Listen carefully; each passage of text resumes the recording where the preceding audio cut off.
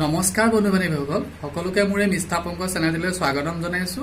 আজি পুনৰ এই ভিডিঅ'টো প্ৰস্তুত কৰিছো মই কেইটামান উদ্দেশ্যক লৈ।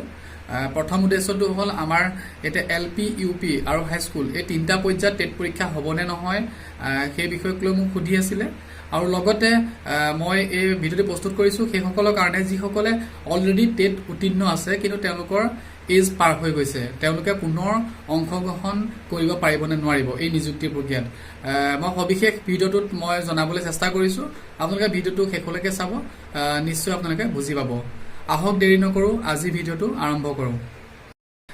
প্ৰথমতে আমি যদি চাবলৈ যাওঁ যে এতিয়া আমাৰ ইতিমধ্যে 2022 চনত টেট পৰীক্ষা তেওঁলোকে পাতিম বুলি আমাৰ শিক্ষামন্ত্ৰী মহোদয় ৰণোজ পেগুৱে ডাঙৰীয়াই তেখেতে কৈছিলে। কেইটামান নিউজ চেনেলত তেওঁ মন্তব্য কৰিছিলে যে 2022 বৰ্ষত NCT নৰ্মছ অনুসৰি তেওঁ টেট পৰীক্ষা পাতিব। সেই কথাৰ পৰা আমি জানিব পাৰোঁ যে তেওঁলোকে LP UP অৰ্থাৎ হাইস্কুল কোনটো টেট পৰীক্ষা তেওঁলোকে পাতিব সেইটো সবিশেষ এতিয়ালৈকে কোৱা নাই, কিন্তু আমি আশা কৰিব পাৰোঁ যে আগন্তুক দিনত অৰ্থাৎ এই বছৰতে LP UP আৰু হাইস্কুল পৰ্যায়তো চাগে টেট পৰীক্ষা তেওঁলোকে পাতিব। আৰু লগতে যিসকলে অলৰেডি LP UP টেট উত্তীৰ্ণ হৈ আছে তেওঁলোকে পুনৰ আকৌ নিজৰ নম্বৰ বঢ়াবৰ কাৰণে তেওঁলোকে এই টেট পৰীক্ষা তেওঁলোকে অৱতীৰ্ণ হ'ব পাৰিব।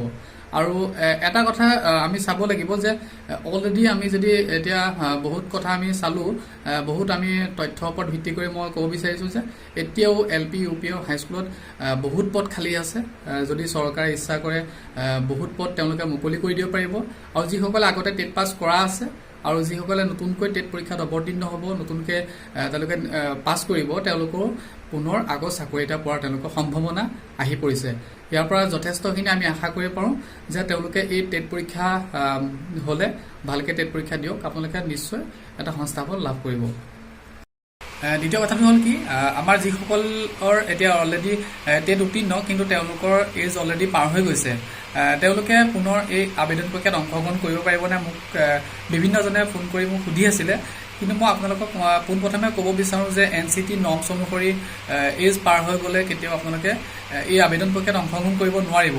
কিন্তু এটা কথা, যদি আপোনালোকে আমাৰ মুখ্যমন্ত্ৰী মহোদয় হিমন্ত বিশ্ব শৰ্মা ডাঙৰীয়াক তেখেতক যদি আপোনালোকে যোগাযোগ কৰিব পাৰে, আমাৰ শিক্ষামন্ত্ৰী মহোদয়ক যদি আপোনালোকে যোগাযোগ কৰিব পাৰে, তেতিয়া তেওঁলোকে হয়তো আপোনালোকৰ মানৱীয়তাৰ খাতিৰত হয়তো আপোনালোকক সুবিধা কৰি দিব পাৰে। সেয়েহে আপোনালোকে পৰাপক্ষত মুখ্যমন্ত্ৰী ডাঙৰীয়াক আপোনালোকে যোগাযোগ কৰিবলৈ চেষ্টা কৰক। ইমানেই আছিলে ভিডিঅ'টো।